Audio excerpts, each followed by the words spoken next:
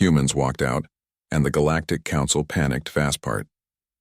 The Galactic Concord station hung in the silent dark like a jewel made of steel and light. It orbited Viridia Prime, a planet of soft blues and gentle winds, and served as the meeting place for over 300 species from across the galaxy. Inside its curved halls, diplomats in shimmering robes or armored skins debated trade routes, resource shares, and ancient border disputes. Among them, the humans had always been quiet. They never shouted. They rarely argued. They just listened, nodded, and sometimes offered strange, simple ideas that somehow worked. For more than 200 years, Earth had been part of the Concord. Not as a major power, never that, but as a steady, reliable voice. Their delegation was small. Just a handful of diplomats, a few scientists, and a couple of engineers who kept to themselves. They lived in a modest wing of the station, decorated with odd things like potted plants, old books, and framed pictures of oceans and mountains. Other species found it charming, if a little puzzling. Why bring paper photos into space? Why grow green things that served no function? But no one questioned it too much. Humans were useful. Their engineers had quietly fixed glitches in the shared navigation grid. Their doctors had helped contain a virus on the Threlian homeworld. And once during a tense standoff between the Zorathians and the Kalians, a human named Noah Carter had suggested they both share a mining asteroid instead of fighting over it. To everyone's surprise, it worked. Then one morning they were gone. It started with silence. The usual morning comms check from the human wing failed to connect. At first, the station's operations team thought it was a minor glitch. Maybe a power surge. Maybe a software hiccup. But when 2 hours passed with no response, a junior technician named Lyra Voss floated down the corridor to investigate. She tapped the door panel. No answer. She used her override key. The door slid open with a soft hiss. The room was empty. Not just empty, clean. Every desk was bare. Every screen dark. The plants were gone. The books, too. Even the little coffee machine, which had always smelled faintly of burnt beans, had vanished. Only a single data chip sat in the center of the main desk, labeled in plain human script, "Goodbye." Lyra stared at it. Her 3 hearts beat faster. She called security. Within minutes, the station's command staff arrived, followed by diplomats from half a dozen species. No one touched the chip. No one knew what to do. News spread fast. By mid-cycle, the entire Concord knew. The humans had left. No warning, no message, no explanation, just gone. High Arbiter Kalorn of the Velnari stood in the empty human chamber, his 6 eyes scanning the sterile walls. He was tall, with smooth gray skin and a voice like grinding stone. He had dealt with humans for decades. He remembered how they laughed at odd times, how they asked personal questions no diplomat should ask, how they once gave him a small wooden carving of a bird for his daughter's naming day. He picked up the data chip with careful claws. "Play it," he ordered. The station's AI projected a soft blue light onto the wall. A human woman appeared, calm, middle-aged, with tired eyes and a gentle smile. She wore a simple gray uniform with no rank, no insignia. "This is Ambassador Mara Lynn," she said. "If you're seeing this, we've already left. We don't expect you to understand. We don't expect you to agree. But please know this. We didn't leave out of anger or fear or betrayal. We left because we had to." She paused, glancing off screen as if listening to something only she could hear. "For a long time, we've watched. We've listened. We've tried to help within your rules. But the rules are slowing us down. Something is coming. Something none of you see yet. And if we wait for consensus, for votes, for endless debate, it will be too late." Her voice softened. "We're not abandoning you. We're getting ready. When the time comes, we'll reach back. Until then, take care of each other." The image faded. Silence filled the room. Kalorn lowered the chip slowly. Around him, other diplomats murmured in confusion, anger, disbelief. The Zorathian commander snorted. Typical humans, dramatic, always acting like they're the only ones who see the truth. But Kalorn didn't respond. He felt a cold unease in his core. Humans were many things, emotional, impulsive, oddly sentimental, but they were not liars. And they never wasted words. Over the next few hours, the Concord tried to track the human fleet. But their ships, modest in number, unremarkable in design, had slipped away during the night shift. using civilian departure lanes and false transponder codes. By the time anyone noticed, they were already beyond sensor range. Panic began to spread, not loud and wild, but quiet and deep, like a crack in glass that grows unseen. At first, most species shrugged it off. "Good," said the Kalian trade minister. Fewer voices in the chamber. The Threllians, still recovering from their plague, said nothing, but others grew uneasy. The navigation grid, maintained partly by human algorithms, began showing minor errors. A cargo freighter from the outer rim reported a 10-second jump miscalculation, small, but unheard of. Then the medical research hub on Station Gamma 9 sent an alert. The final phase of the antiviral serum, developed with human bioengineers, was locked behind a security protocol only humans could bypass. Without it, thousands would remain at risk. And on Gres 7, the agricultural moon, crops started yellowing. Human agronomists had introduced a special soil blend years ago. No one else knew how it worked. No one had thought to ask. Back on Viridia Prime, Kalorn sat alone in his quarters. He replayed Marilynn's message 3 times. Each time her words felt heavier. Something is coming. What did that mean? A war? A plague? A cosmic event? He tried to contact Earth. No answer. Tried Mars colony, silent. Luna base. Gone. It was as if humanity had erased itself from the galaxy. But Kalorn knew better. You don't vanish an entire species without a reason. And humans, for all their quirks, were planners. They built things to last. They thought ahead, which meant whatever they were running from or toward was already on its way. The council called an emergency session that evening. Voices rose. Accusations flew. Some demanded a search party. Others insisted it was a human trick to gain leverage. A few whispered that maybe, just maybe, they should be afraid. Kalorn said little. He watched the faces around him, proud, stubborn, blind. And for the first time in his long life, he wondered if the Concord had made a terrible mistake by never truly understanding the quiet species from the blue-green world. Outside the chamber window, the stars burned cold and distant. Somewhere out there, human ships sailed into the unknown, and the galaxy, for all its noise and power, felt suddenly fragile. The panic had not yet reached a scream. But it was building, fast. Humans walked out, and the Galactic Council panicked fast part. At first, the galaxy tried to pretend nothing had changed. The Concord went on with its meetings. Trade routes stayed open. Patrol ships still flew their usual paths. But beneath the surface, small things began to break. And when small things break in a system built by many hands, the cracks spread fast. The first real sign came from the navigation grid. It was a shared network, used by every Concord member to plot safe jumps through hyperspace. Humans had helped design its core logic decades ago. They never claimed credit. They just made sure it worked. Now, without their weekly maintenance updates, errors started piling up. A Zarathian freighter overshot its destination by 3 light years. A Kalian medical convoy got lost in a dead zone for 2 days. Then a passenger liner from the Velnari sector nearly collided with a derelict asteroid because its course correction failed. Engineers from every species scrambled to fix it. But the code was layered with human-style logic, simple on the surface but full of hidden checks and balances that no one else understood. It was like trying to fix a clock when you've never seen gears before. Then came the silence from Station Gamma 9. The Joint Medical Lab had been close to finishing a cure for the Threllian lung blight, a disease that had killed millions over the past decade. Human biospecialists had led the project. They'd built the final synthesis sequence into a secure module that only responded to human biometrics.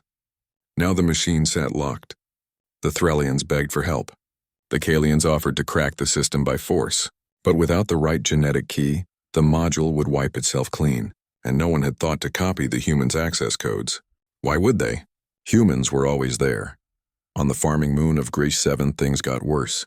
The crops engineered by human agronomists to grow in thin soil and low light began to wither. At first, the local farmers thought it was a water issue. Then they tested the soil. The special microbes the humans had added were dying off. No one knew how to replace them. No one even knew what they were supposed to do. The harvest failed. Food prices jumped across 3 sectors. Riots broke out on 2 colony worlds that depended on Gres 7 shipments. The panic was no longer quiet. In the council chamber, voices grew sharp, The Zarathian commander slammed his fist on the table. "This is sabotage," he growled. "They left us broken on purpose." The Kalian delegate shook her head. "No, they wouldn't. They were too careful, too kind. But why leave without warning?" someone else asked. No one had an answer. Counselor Lena Hayes watched from the back row. She wasn't a diplomat by trade. She was a historian from Ceres Minor, brought in years ago to study cultural records. She had spent months living among humans during an exchange program. She remembered how they fixed things before they broke, how they asked, "Well, what if?"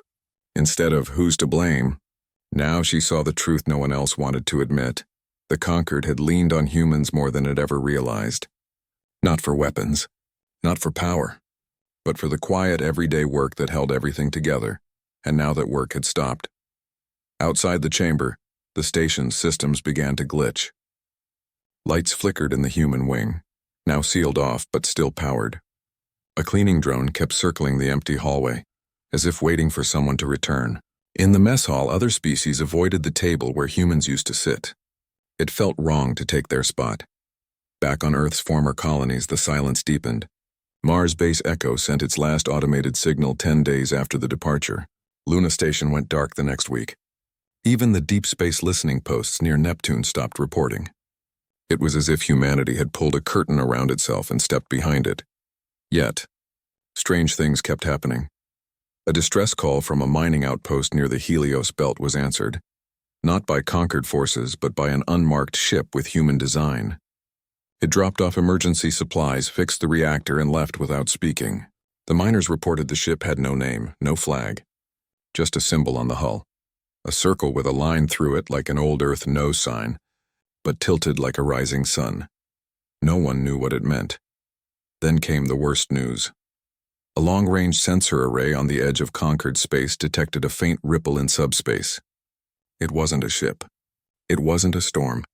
It was something slower, colder, like a shadow moving through starlight. The data was unclear, but one thing stood out. The ripple was heading straight for the inner systems. And it left dead zones in its wake. Stars dimmed, signals faded, planets went quiet. Kalorn reviewed the data in his private office. His hands trembled slightly, a rare sign of fear in a Velnari. He remembered Mara Lynn's words. Something is coming. Could this be it?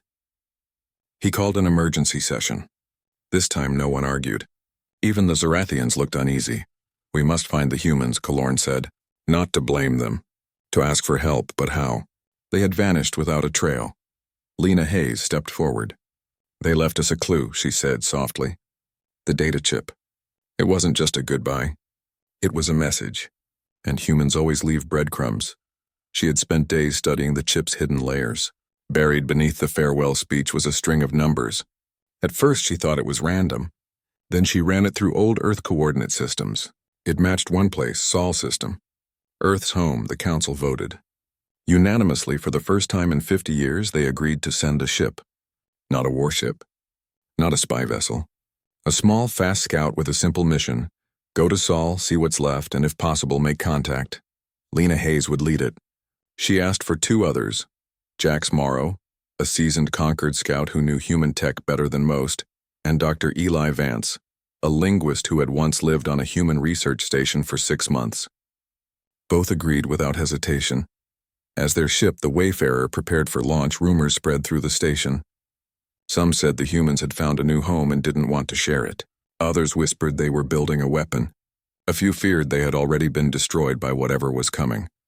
But Lena believed something else. She remembered how humans talked about storms, not as things to hide from, but as things to prepare for. They built shelters. They stocked supplies. They warned their neighbors. Maybe that's what they were doing now, just not in a way the rest of the galaxy could see. The Wayfarer lifted off at dawn cycle. As it passed the outer ring of the station, Lena looked back one last time. The Conquered felt smaller now, fragile, like a house built on sand, and the tide was coming in. She didn't know what they'd find at Sol, but she knew one thing for certain. The humans hadn't left because they didn't care. They left because they cared too much to wait. Humans walked out, and the Galactic Council panicked. Fast Part 3. The trip to Sol system took 12 days. 12 days of silence, recycled air, and nervous glances between the three aboard the Wayfarer. Lena Hayes spent most of her time reviewing old human records, interviews, logs, even children's stories, searching for clues about what Earth might look like now. Jax Morrow kept the ship running, his hands steady but his eyes always on the long-range sensors. Dr. Eli Vance barely spoke. He just listened to old human music through his earpiece, as if the rhythm of their songs might tell him something words could not. When they finally dropped out of hyperspace near the edge of the Sol system, they saw nothing but darkness. Earth's star, once bright and steady in every conquered star chart, now seemed dimmer. Not dead, just tired. The planets orbited as they always had, but no signals came from them. No comms chatter, no navigation beacons, no automated traffic control. Just silence. Jax ran a full scan. Mars is empty, he said. No power signatures. No movement. Luna? Lena asked, cold, dead. They approached Earth slowly, like visitors to a grave. The blue-green world still turned, clouds swirling over oceans and continents. But the lights were gone. No city glow at night. No orbital stations. No ships in dock.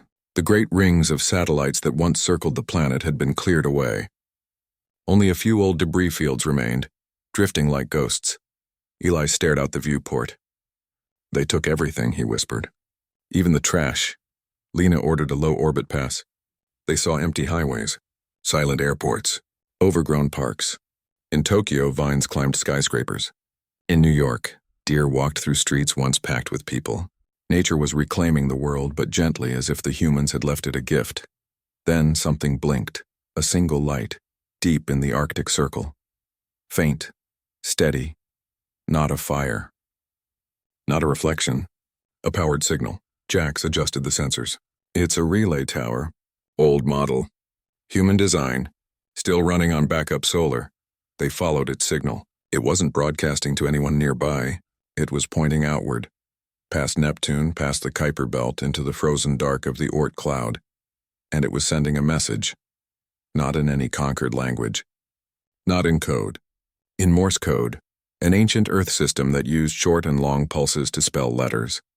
Eli recognized it right away. He'd studied it during his time on Mars. It's repeating one phrase, he said, eyes wide. Over and over. He wrote it down. Dot dot dash dot dot dash dot dot dot dash dot dot dot dot dash dot dot dot dash dot dot dot dash dot. WEARENOTGONE, he read aloud. We are not gone. Then it repeated. We're evolving. Lena felt a chill that had nothing to do with the ship's temperature. This wasn't a distress call. It wasn't a trap. It was an invitation. Or a warning. Maybe both. Set course for the Oort cloud, she said. Jax hesitated. That's deep space. No conquered ship has ever gone that far on a single jump. We'll be on our own. I know, Lena said. But that's where they want us to look. 3 days later, they reached the outer edge of the solar system. Ice and rock floated in the endless night. Comets drifted like frozen memories. And then they saw it, a structure, not a station. Not a ship. Something new. It hung in the void like a half-built ring, made of silver alloy and strange, shifting panels that caught starlight in odd angles. Around it, hundreds of human vessels orbited in perfect silence. Freighters, shuttles, even old military destroyers, all linked by glowing energy tethers. Workers in sleek suits moved between them, welding, testing, building. But the most shocking thing was the center of the ring. A hole in space. Not a black hole, something else. A shimmering disk of light rippling like water with stars visible on the other side. But those stars weren't from this galaxy. They were wrong. Too close. Too bright. Too blue. They're building a gateway, Eli breathed. Jax checked the scanners again. It's stable. And it's active. They're sending probes through it. Lena ordered the Wayfarer to hold position. She didn't want to scare them.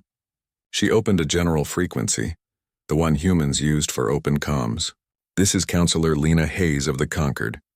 We come in peace. We only want to understand. For a long moment, nothing. Then a voice crackled through. Calm, young, male. Identify your ship and purpose, and this is the Wayfarer. We followed your signal from Earth. We need to talk. A pause. Then hold your position. One ship approaching. A small shuttle detached from the ring and glided toward them. It bore no weapons, no markings, just that same tilted sun symbol. When it docked, a single figure stepped aboard. He was human, early 30s with short brown hair and tired eyes. He wore a plain gray jumpsuit.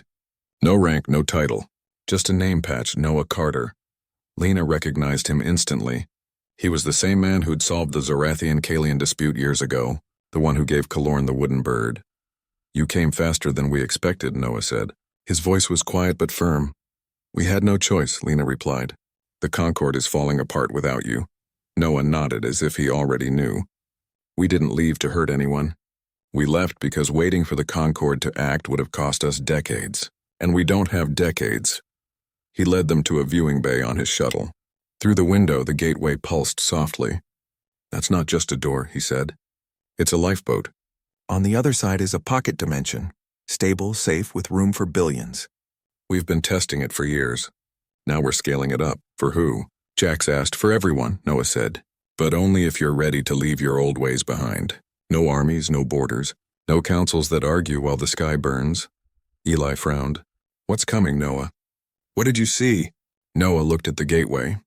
An entropic wavefront, a slow death moving through the galaxy. It doesn't destroy matter. It erases information, memories, patterns, life itself over time. Stars go dim. Planets forget how to hold air. Civilizations vanish without a trace. We found traces of it in ancient ruins. Entire species gone, not with a bang, but with silence. He turned to them. "We detected it 20 years ago. We tried to tell the conquered. They called it fear-mongering. So we stopped asking. We started building." Lena's mind raced. The failing systems. The dying crops. The strange ripple in subspace. It all made sense now. The wavefront wasn't here yet, but its edge was already brushing against their reality, weakening the fabric of things. "Can you stop it?" she asked. "No," Noah said. "But we can outrun it. And we can take others with us if they trust us." He handed her a small drive. "This has everything. How the gateway works, how to prepare your people, how to survive on the other side. But you have to decide fast. The wavefront reaches the inner Concord in less than 6 months." Lena took the drive. It felt heavier than metal. "What if they don't believe me?" Noah smiled faintly. "Then show them Earth. Show them what happens when you wait too long." He returned to his shuttle. As it pulled away, the Wayfarer's comms lit up with a new signal, not from humans but from Viridia Prime. Kalorn's voice, urgent and strained. "Lena, report. The Threlian homeworld just went dark. No signals. No response. It's like the planet forgot how to speak." She looked at the gateway one last time, then at her crew. "We're going home," she said. "And we're bringing hope, or a warning." The Wayfarer turned toward the stars, carrying the truth in its hold and the weight of a galaxy on its wings. Humans walked out, and the Galactic Council panicked fast. Part 4. The Wayfarer returned to Viridia Prime faster than it had left. This time no one questioned its priority clearance.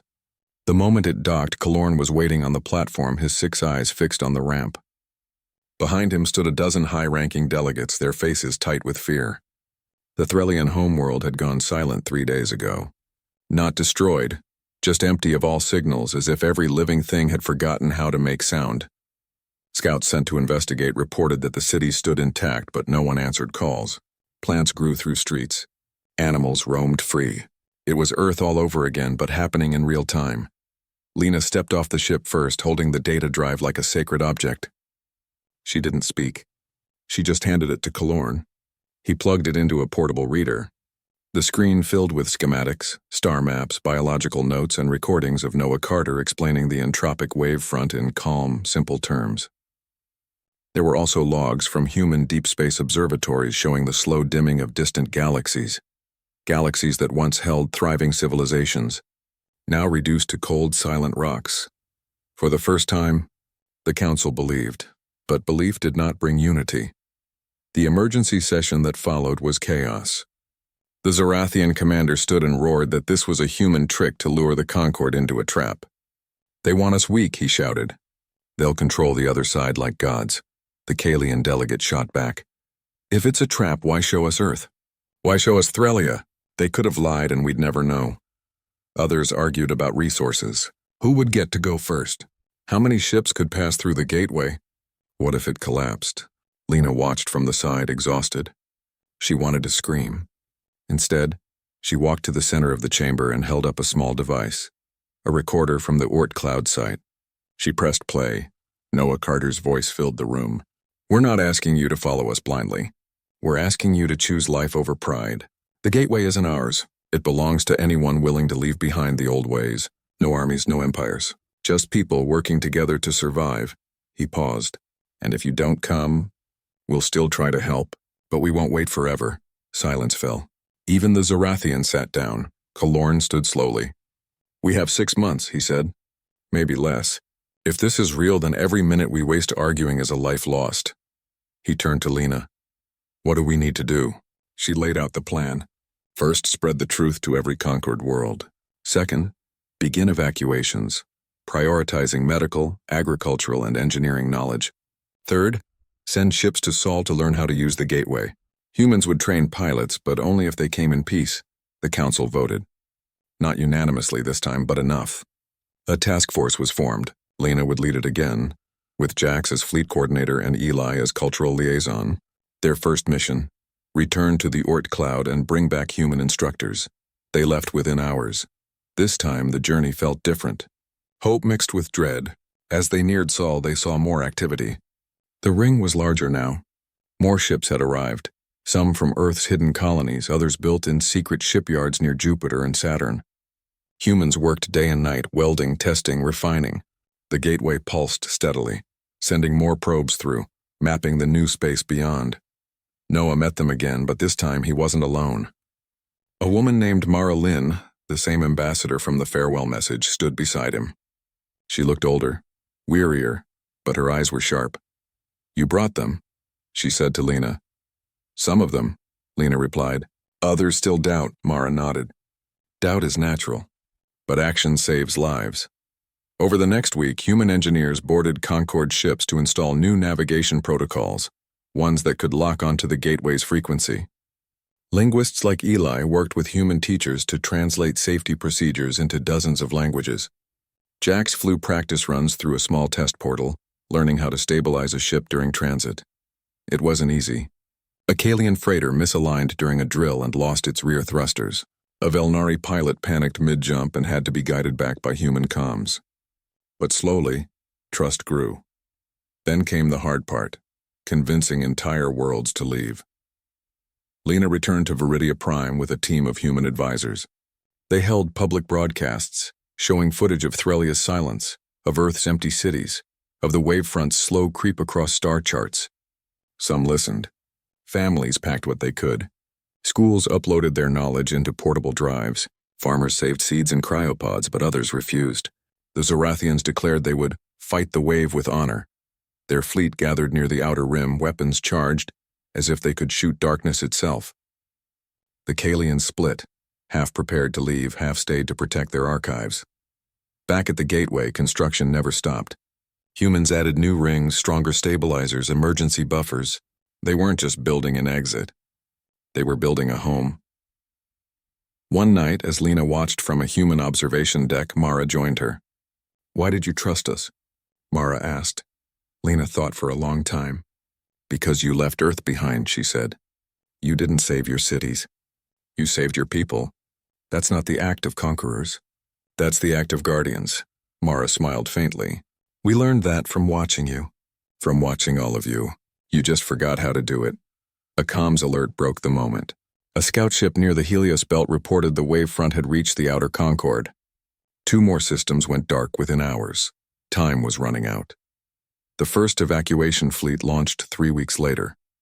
Over 200 ships, Velnari, Kalian, Threlian refugees, even a few Zorathian families who defied their leaders, formed a line stretching across the void. At its head flew the Odyssey Dawn, Noah's command vessel. Lena stood on the bridge of the Wayfarer, watching the gateway open wide enough to swallow them all. It shimmered like a promise. As the first ship entered, a strange thing happened. The stars behind it didn't vanish. They changed, became brighter, cleaner, alive. The exodus had begun, and for the first time in centuries, the galaxy moved as one. Not out of fear, but out of choice. Humans didn't lead from the front. They walked beside the others, hands ready to help, voices calm in the storm, because they knew the truth. Survival isn't about being the strongest. It's about remembering to care.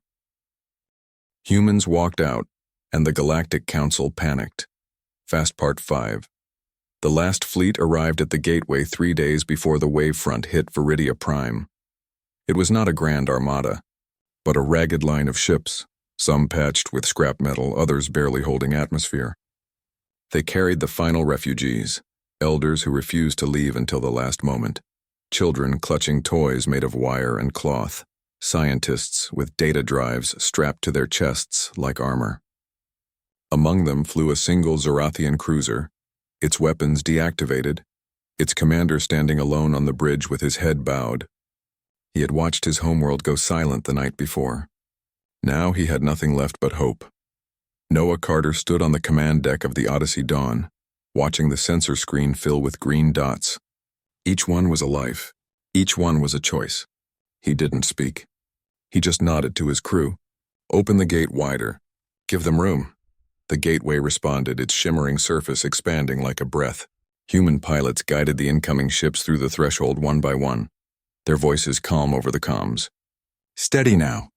Keep your thrusters low. You're almost home. On the other side, the new space unfolded like a dream. It wasn't a planet, not a star system. It was a pocket dimension, stable, warm, filled with soft light and gentle gravity fields. Floating habitats already built by human hands waited in neat clusters. Farms grew under artificial suns. Water flowed in clear tubes. Air recyclers hummed softly. It was not perfect, but it was alive. Lena Hayes stood beside Noah, her eyes wet but dry of tears. She had not slept in days. None of them had. But she felt no exhaustion now, only awe. You built all this? In secret. We had to, Noah said. If we'd asked permission, we'd still be debating the budget. She smiled faintly. Then a new alert flashed on the screen. The wavefront had reached the inner Concord. Viridia Prime's signal cut out mid-transmission. One moment, Kalorn's voice was giving final orders. The next, silence. Not static. Not error. Just nothing. As if the station had never existed. Noah closed his eyes for a second. Then he opened them. We're all that's left now. But they weren't alone. Over the next week, more ships trickled in. Scouts who had stayed behind to warn others. Families who hid in asteroid tunnels. Even a lone Kalian archive vessel, carrying the last copies of their history. Each arrival was met with food, medical aid, and quiet respect. No one asked where they came from. No one judged how late they were. The old Concord was gone. In its place rose something new. Not a council, not a government, but a gathering. Humans shared their blueprints. Velnari offered their memory crystals. Threllians taught soil songs to help crops grow. Zorathians, once proud warriors, now helped build walls and carry supplies. Pride had burned away in the fire of loss. What remained was simple: care. One evening, as the artificial sun dimmed to mimic Earth's twilight, Lena walked through the main habitat ring. She passed a classroom where human children taught alien kids how to draw stars. She saw a garden where Kalian botanists and human farmers argued gently over watering schedules. She heard music, strange blends of Velnari chimes and human guitars, floating from an open hall. Then she saw him. Kalorn sat on a bench near the edge of the ring, staring out at the soft glow of the pocket dimension. His gray skin looked paler than before. He held a small wooden bird in his hand, the one Noah had given him years ago. Lena sat beside him. They didn't speak for a long time.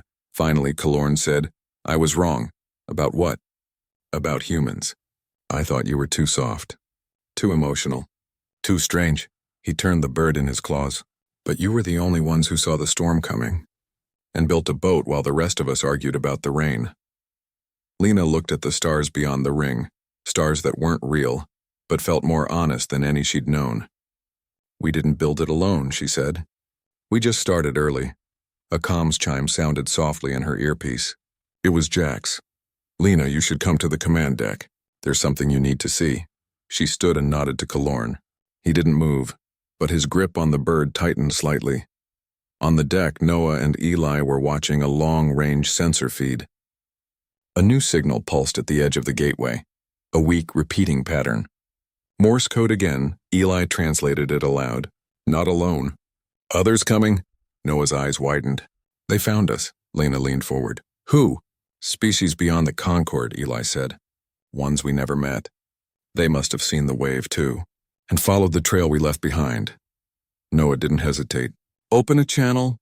Broadcast in every language we know. Tell them the gate is open. Tell them there's room. As the message went out, Lena looked around the deck. Humans worked side by side with aliens, not as leaders, not as saviors, but as neighbors. The panic that had once gripped the galaxy was gone. In its place was something quieter, stronger. Purpose. Days turned into weeks. More ships arrived. The habitats grew. New rings were built. Children played in languages that mixed words from a dozen worlds. Old enemies shared meals. Old wounds began to heal. One night, as Lena stood on the outer observation platform, Noah joined her. The gateway behind them glowed like a heartbeat. Do you think they'll ever understand why we left? He asked. I think they already do, she said. You didn't walk out to abandon them. You walked out to make sure someone would be waiting when they finally ran. He smiled. We're not special, Lena. We just remembered what matters. Below them, the new world hummed with life, fragile, messy, beautiful, and far behind in the old galaxy, the stars continued to fade. But here, in this quiet pocket of space, light remained because humans had walked out, not to escape, but to hold the door open. And now others were walking through. Together, they would build again, not a council, not an empire, just a home,